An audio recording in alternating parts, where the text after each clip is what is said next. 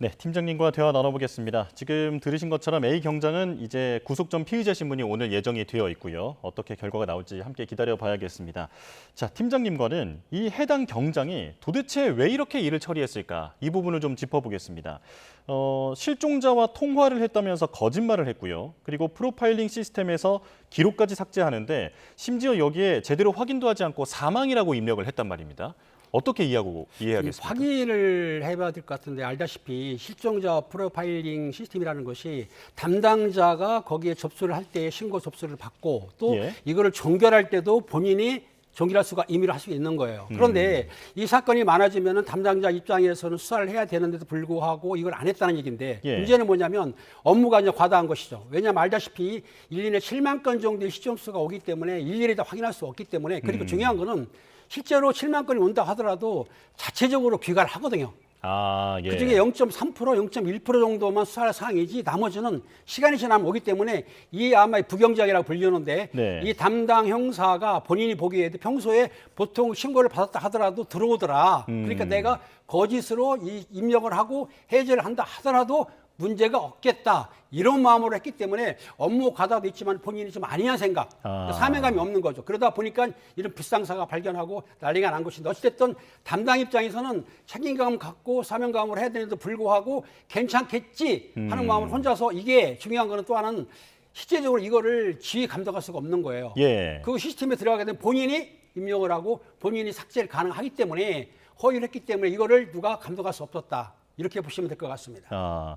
도대체 이 경장이 왜 이런 행동을 했을까에 대해서 많은 분석이 나오고 있는데 지금 현장 경험이 있으신 팀장님께서 보시기에는 아마도 정말 수백 건씩 쏟아지는 이 실종 사고를 모두 하나하나 다 들여다보는 게 현실적으로 좀 어려웠을 것이다. 지금 이런 말씀이실까요? 그렇죠. 현실적으로 어려운데 실제적으로 많은 형사들이 사실상은 수사를 하고 있어요. 왜냐하면 한 700명 정도가 지금 그 실종수사팀이 있는 것인데 많은 사건이 들어와도 혹시라도 실종해서 나중에 무슨 변사체가 발생하든지 아니면 강력 사건이 또 연관될 수 있기 때문에 철저히 수사하는데 이 부경장 같은 경우에는 일선 형사들도 왜 저랬을까 의아한 상황이에요. 왜냐하면 저거를 뭐 처리 못한다 하더라도 문제가 되지는 않거든요. 그렇습니까? 남겨놓으면 됐습니다.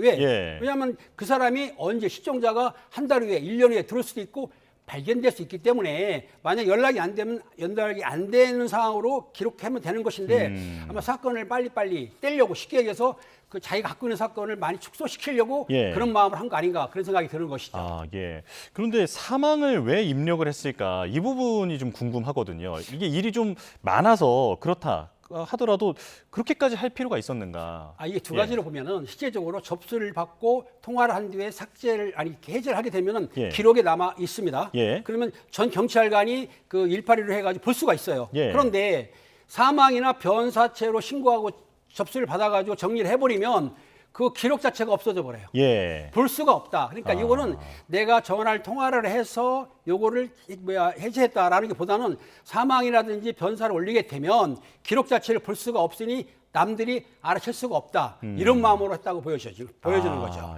다른 사람이 알아챌 수 없다. 없죠. 왜냐면 자기가 올렸다가 자기가 해제를 했는데 삭제를 시켜버리니 위에 뭐 팀장이나 과장이나 다른 사람이 볼 수가 없는 것이죠. 확인이 안 되는 거예요. 그리고 앞서 말씀해 주신 것처럼 만약에 지금 이런 실종 사건들이 제대로 해결이 되지 않았다 하더라도 어떤 제도적으로 그 해당 경찰관이 불이익을 받는 구조는 아니라고 말씀하셨잖아요. 그렇습니다. 사건이라는 게 해결이 될 수도 있고 안 될 수도 있는데 실종 사건은 사건이 벌어진 게 아니고 사람이 행방불명된 거기 때문에 대단한 사건은 아니거든요. 물론 행방불명 돼가지고 변사체로 발견이 되거나 강력 사건에 연결되면은 사건이 수사되지만은 실제적으로 가출도 많기 때문에 안 들어온 거를 그걸 담당 직원한테는 뭐라 할 수가 없는 것이죠. 그렇기 때문에 본인이 이거를 사건이 많다 하더라도 본인한테는 큰 불이익은 없다. 단지 위에 지휘관이 볼 때에는 너 사건이 많은데 너무 안일하게 수사하는 거 아니냐라고 질책은 있을지언정 커다란 피해는 없다고 보여집니다. 그렇군요. 지금 팀장님의 말씀을 들어보면 업무윤리 의식이 부족했다라고 좀 요약이 할 수 있을 것 같거든요. 그런데 지금 말씀하신 것처럼 사망을 입력한다든지 해서 이런 그 기록 자체를 지워버리지만 않았더라면 다른 그 경찰에 신고를 했을 때 이제 이 사람을 찾을 수도 있는 그런 가능성도 있지 않았겠습니까? 가능성도 매우 있는 것이죠. 문제가 뭐냐면 사실 이것이 본인이 접수를 한 뒤에 거기에 해제를 해버리면 예. 다른 경찰서에서 해제가 끝났기 때문에 수사를 안 하는데 이걸 계속 수사로 남겨놓게 되면은 다른 서라든지 다른 기관에서 확인할 수 있는 거고 교통사고라든지 아니면은 또 실족사라든지 문제가 됐을 경우에 예. 조회를 하게 되면은 이게 어디에서 실종된 사람이네 나오는데 본인이 종결해 버리면은 다른 데에서 발견됐다 하더라도 이 사람에 대해서는 알 수가 없는 것이죠. 대단한 실수를 한 것인데 제일 중요한 거는 자기가 사건을 맡았을 경우에 본인이 해결을 못하면은 계속 수사로 남겨놔야 되는데도 불구하고 해제했다, 종결 처리했기 때문에 이런 문제가 발생한 것입니다. 예, 지금 해당 경장이 이렇게 자의적으로 사망으로 처리를 해버리고 종결을 해버린 게 지금 드러난 것이 일단 2건입니다. 그런데 팀장님의 말씀을 들어보면 이런 실종 사건들이 많이 쏟아지고 하다 보니까 이런 식의 어떤 자의적인 그 사건 종결이 충분히 가능한 환경일 것 같거든요. 이런 일이 또 있지 않을까 당연히 우려가 들 수밖에 없는데 어떻게 보십니까? 전혀 없다고 할 수는 없는데 제가 현직에 근무할 때도 실종이 예. 들어왔습니다. 하지만은 실종 사건은 나중에 강력 사건으로 연기될 가능성이 있기 때문에 철저히 수사하는 것이고요.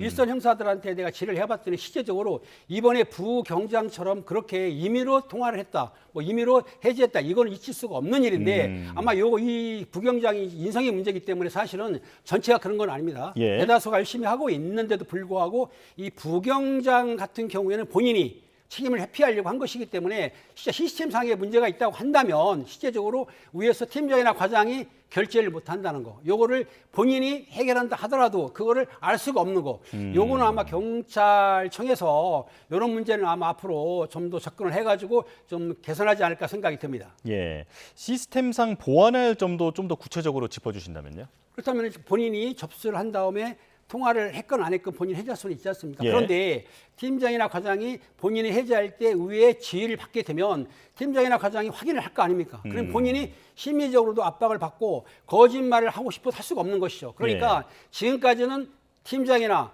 과장이 업무 지시를 한다든가 확인을 안 했었는데 앞으로는 팀장이나 과장급에서 이 지시를 확인하고 업무를 확인하게 되면은 아마 이런 사건, 이런 일은 없어질 거라고 생각이 듭니다. 아, 예. 시스템상으로 보완할 점이 분명히 있기는 합니다만 일단 이 A 경장의 행위는 같은 경찰도 이해할 수 없는 행동이다. 지금 일선서에서 이 부경장이 한 행동에 대해서는 이해를 못하는 이유가 예. 실종 같은 경우에 나중에 아까 말했듯이 강력 사건에 연기될 가능성도 있습니다. 그렇기 때문에 본인이 만약에 찾지를 못해도 문제가 되는 건 아니거든요. 왜냐하면 처음에 신고 들어왔을 때 지구대나 경찰서, 파출소에서 출동해서 수색하다가 만약에 신원을 찾지를 못하게 되면 나중에 뭐 위치 추적한다든지 아니면 통신 조회한다든지 아니면 뭐 이 신용카드 조회한다든지 문제가 이렇게 해소하면 되는 것인데 본인이 안 했다는 얘기는 귀찮아서 안 했는데 그러면 수사를 계속 수사로 남겨놔도 문제는 없다. 그런데 이걸 왜 종결해가지고 더군다나 삭제까지 했느냐.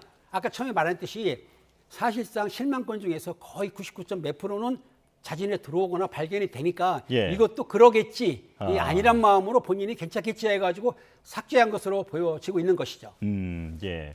자, 이번 일을 계기로 그 실종 성인에 대해서도 법적인 제도를 정비해야 한다라는 목소리가 나오고 있습니다. 지금 실종 성인은 법적으로 가출인으로 분류돼서 위치 추적이라든지 강제 수사에는 제약이 많다고 하는데요. 현실이 어떻습니까? 원래 강제 수사는 못하게 돼 있고요. 실종 같은 경우에 사실은 긴급성이 있다고 하면 성인이라 하더라도 코드 제로나 코드 1, 즉 범죄 혐의가 있다든지 아니면 그 노인 같은 경우 아니면 뭐 다른 아동 같은 경우도 그렇지만 혼인도 문제가 있을 때 자살 위험이 있다 하더라도 이건 긴급성이 있어서 조회는 가능합니다. 하지만은 이런 그 정보 통신 같은 경우에도 나중에 확인하려고 그러면 영장을 받아야 되는데 영장을 안 받고도 긴급하게 할 수 있는 거. 요게 아마 그 실종 성인법이 아마 국회에 계류된 걸 알고 있어요. 그러다 보니까 이게 통과가 되면은 지금보다는 더 긴급하게 신속하게 아마 추적이 가능하다고 보여집니다. 예. 지금 현행법상으로 이 실종 성인에 대해서는 정보 파악이 어느 정도 좀 제한되게 되어 있는 그 이유는 뭘까요?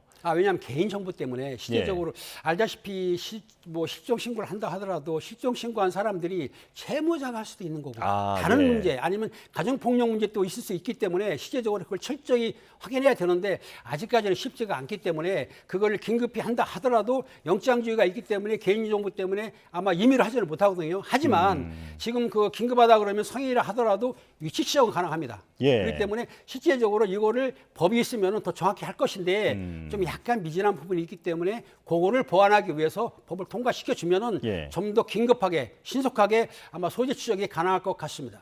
예. 긴급성에 대해서 어떤 좀 해석이나 이런 부분을 조금 넓힐 필요도 있겠다라는 생각이 그렇죠. 드는데요.